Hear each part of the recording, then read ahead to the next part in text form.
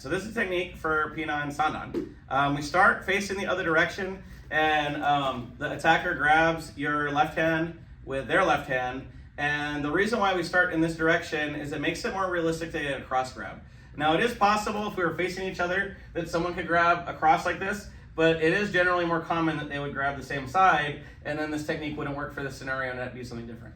So to make it a little more realistic, we had like someone came up behind you to grab you, and then this would make a little more sense. So from here, he's grabbing, I step out and I turn the wrist over and step out to the side here. I step up to get the arm bar. This is my first double.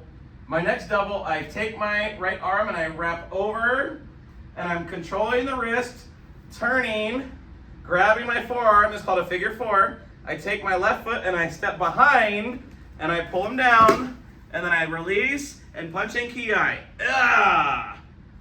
And make sure when you're doing the ki-ai, you don't just leave your hand out, that you bring it back. And don't bend forward, because if they know what they're doing on the ground, they're gonna pull you down, and now you're on the ground too. So you wanna bend your knees, but don't bend over, okay? And the part of the kata that this is from is the very beginning. So it's the out, double, double, and then you go out, and then the last part with the takedown is the last shoot on. And one more time, just on the figure four, so we can show that a little bit closer.